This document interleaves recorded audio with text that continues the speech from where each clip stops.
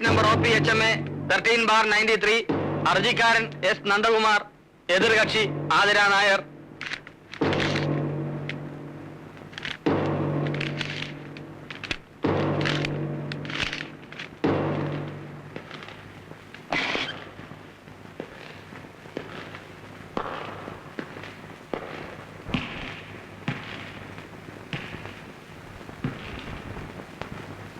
Divorce പെറ്റീഷനിൽ നിങ്ങൾ പറഞ്ഞിരിക്കുന്ന സംഗതികൾ സത്യമാണോ? സത്യമാണ്.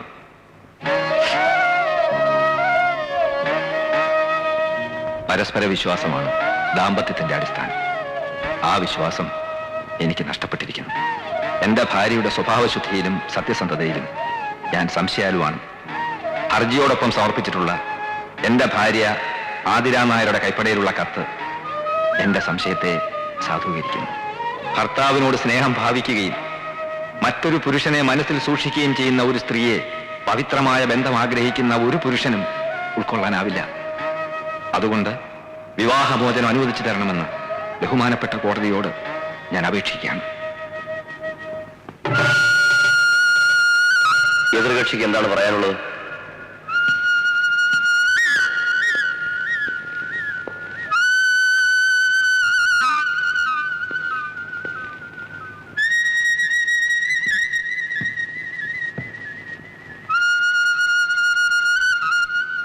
ഹർജിക്കാരൻ പറഞ്ഞത് കേട്ടല്ലോ. നിങ്ങൾക്ക് വിവാഹമോചനം ആവശ്യമാണോ?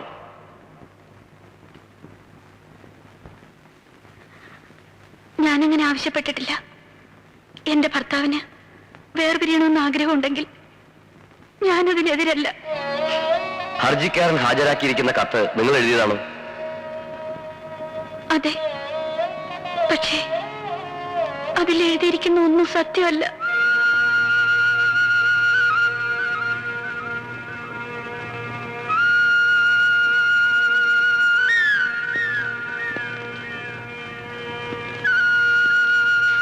വിവാഹ ജീവിതം എന്ന് പറയുന്നത് പങ്കാളികളുടെ ഇഷ്ടാനുസരണം സ്വീകരിക്കാനും വേണ്ടെന്ന് വെക്കാനുമുള്ള നിസ്സാര സംഗതിയല്ല. പരസ്പരം സംസാരിച്ച് മാനസികമായ അകൽച്ച ഒഴിവാക്കാനുള്ള സാധ്യത മുന്നിലുള്ളതുകൊണ്ട് ഒരു വീണ്ടും വിചാരത്തിനായി ഈ കോടതി 6 മാസത്തെ സമയം അനുവദിക്കുന്നു.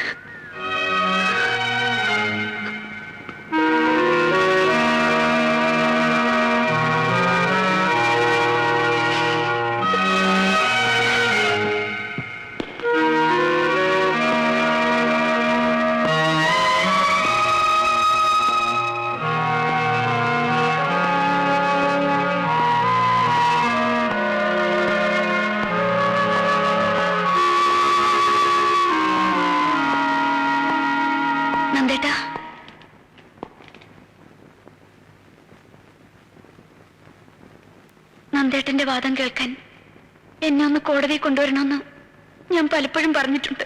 പക്ഷെ ഇങ്ങനെ വരേണ്ടി വരുമെന്ന് ഞാൻ ഓർത്തില്ല.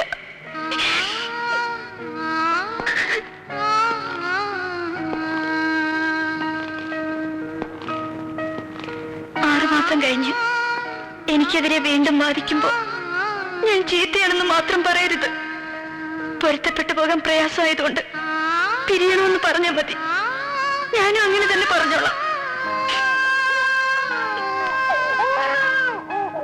എല്ലാവരുടെയും മുന്നിൽ വെച്ച് ചെയ്യാത്ത കുറ്റത്തിന് എന്നെ അപമാനിക്കരുത്. അനന്തമും വലുതാവുമ്പോ അവനും ഞാൻ ചീത്തയാണെന്ന് കരുതിയ പിന്നെ ഈ കേസിലും നന്ദേട്ടൻ ജയിക്കണം. പബ്ലിക് പ്രോസിക്യൂട്ടർ നന്ദകുമാർ ഒരു കേസിലും തോൽക്കരുത്. എന്റെ മോനോട് എനിക്ക് പറയാലോ, നിന്റെ അച്ഛൻ തോൽവി അറിയാത്ത പ്രശസ്തനായ ഒരു വക്കീലാണെന്ന്.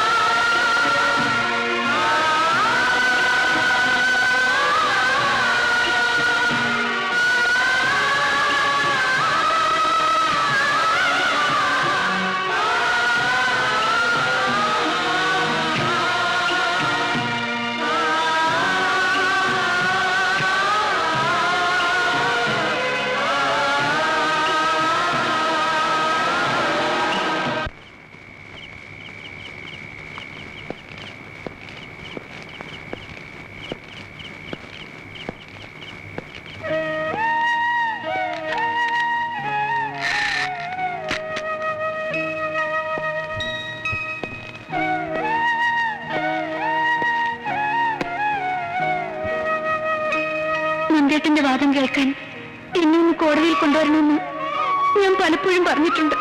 പക്ഷെ ഇങ്ങനെ വരേണ്ടി വരുമെന്ന് ഒരിക്കലും ഞാൻ കരുതിയില്ല.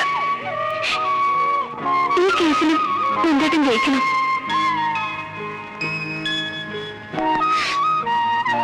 എന്റെ മോനോട് എനിക്ക് പറയാലോ, നിന്റെ അച്ഛൻ തോൽവി അറിയാത്ത ഒരു പ്രശസ്തനായ വക്കീലാണെന്ന്.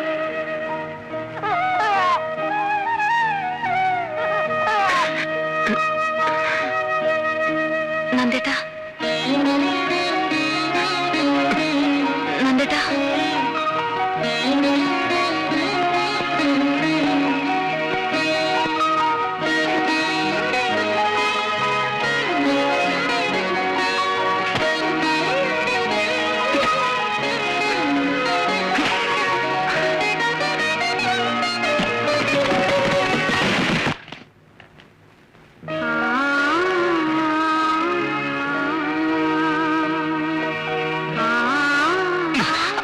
ഇന്നും വൈകുന്നേരം എന്താണ് കുത്തിവെക്കുന്ന അറിയണമല്ലോ. അങ്ങനെ ഇപ്പൊ അറിയണ്ട. ഒരാളുടെ പേഴ്സണൽ ഡയറി വായിക്കുന്ന ശീലം അത്ര നല്ലതല്ല. വലിയ വക്കീലായിട്ട് ഇതൊന്നും അറിയില്ലേ? ഒരു മുതുമുത്തശ്ശനായിട്ട് ഇങ്ങനെ പല്ലുമൊക്കെ കൊഴിഞ്ഞു വടിയും പിടിച്ചു നടക്കുന്ന ഒരു വയസ്സനായി നന്ദേട്ടൻ ഏതെങ്കിലും മൂലയ്ക്ക് കുത്തിയിരിക്കുമ്പോ ഞാൻ അടുത്തു വരും.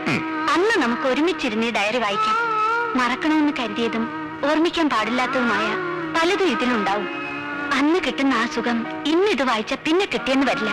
അതുകൊണ്ട് അന്ന് വായിക്കുന്നതല്ലേ സുഖം.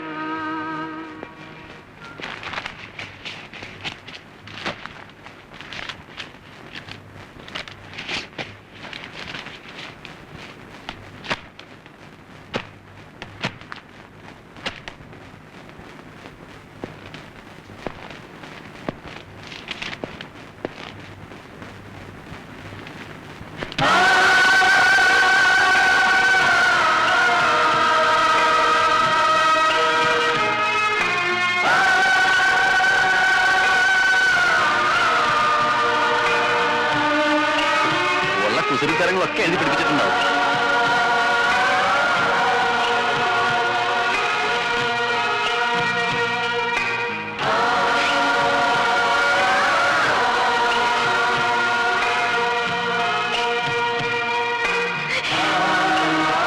സ്വഭാവ മഹിമയെ പറ്റി ഞാൻ തന്ന സ്റ്റഡി ക്ലാസ് വളരെ അത്യാവശ്യമാണെന്ന് ഇപ്പൊ മനസ്സിലായില്ലേ?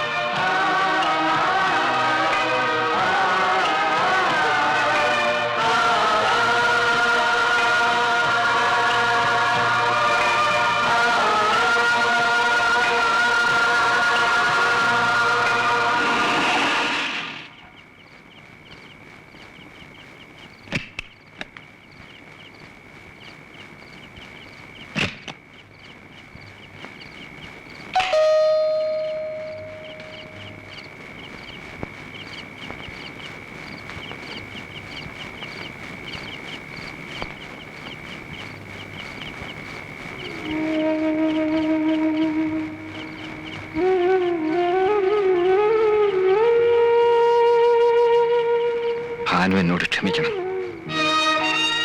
എനിക്ക് തെറ്റുപറ്റി. മാപ്പർഹിക്കാത്ത തെറ്റ്. ഞാൻ ഭാനുവിനെ തെറ്റിദ്ധരിച്ചു. എന്നെ ഉള്ളു തുറന്ന് സ്നേഹിച്ച ആതിരയെ ഞാൻ അവിശ്വസിച്ചു. ഇപ്പൊ ഇങ്ങനെ തോന്നാൻ ഞാൻ അവളുടെ മനസ്സ് കണ്ടത് ഇപ്പോഴാ ഭാനു. അവളുടെ ഡയറിയിൽ നിന്ന്. നന്ദേട്ടന്റെ സംശയം മാറാൻ അവളുടെ ഡയറി വേണ്ടി വന്നുല്ലേ? നന്ദേട്ടൻ ആതിരയെ കണ്ടോ? ഇല്ല. നമുക്ക് അങ്ങോട്ട് പോയാലോ? എനിക്ക് അവളോടൊന്നും പറയാനുള്ള ധൈര്യമില്ല ഭാനു. അവൾ എന്തെങ്കിലും തിരിച്ചു ചോദിച്ചാൽ. വേണ്ട, ഞാൻ അവളെ പറഞ്ഞ് ബോധ്യപ്പെടുത്താം. നന്ദേട്ടന്റെ സംശയം മാറിയെന്ന് പറഞ്ഞാൽ അവളും കുഞ്ഞും ഓടിയെത്തും.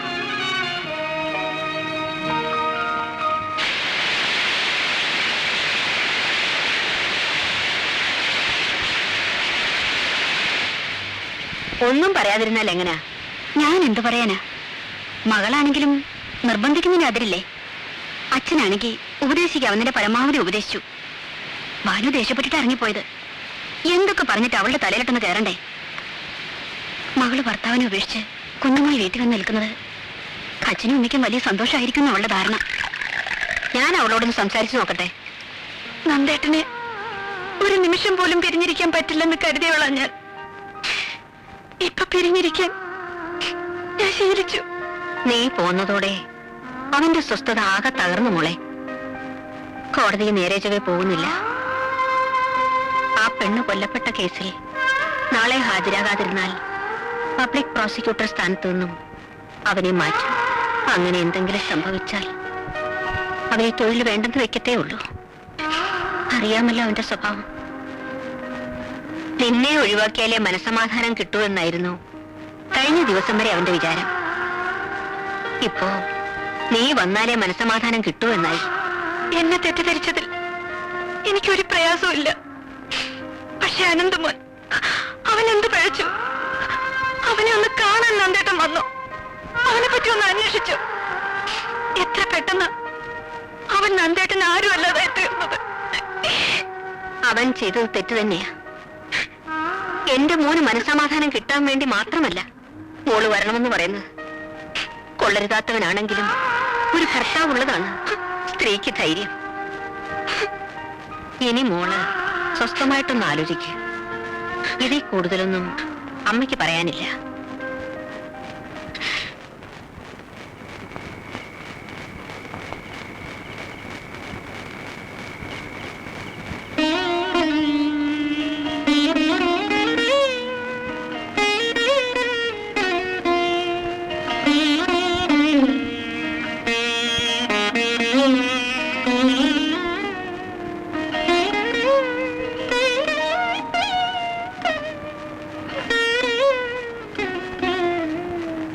എന്താ നിന്റെ ഉദ്ദേശം? എനിക്കതാ മനസ്സിലാകാത്തത്. നിന്റെ ഭർത്താവിന്റെ അമ്മയാ വന്ന് വിളിച്ചത്. എന്നിട്ടും പോകാൻ കൂട്ടാക്കാത്തത് എന്ത് വാശിയുടെ പേരിലായാലും അഹങ്കാരമാണ് നീ കാണിച്ചത്.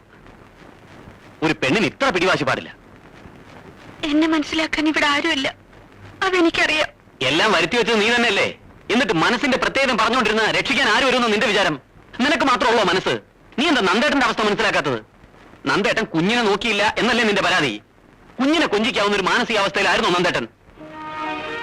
ആ കാരണം പറഞ്ഞാണ് നീ പോകാതിരിക്കുന്നതെങ്കിൽ അനന്തമോ വലുതാവുമ്പോ അവനെ അച്ഛനിൽ നിന്ന് അകറ്റിയത് അമ്മയുടെ പിടിവാശിയല്ലെന്ന് അവൻ ചോദിച്ചാൽ നീ മോനോട് എന്ത് മറുപടി പറയും? വാശിയും പരിഭവം കാണിക്കാൻ കൊച്ചു കുട്ടിയൊന്നുമല്ല, നീ ഇന്നൊരു അമ്മയാണ്. നീ കാരണം സ്വസ്ഥത നഷ്ടപ്പെട്ട നന്ദേട്ടൻ ഇതുവരെ കോടതിയിൽ പോയിട്ടില്ല.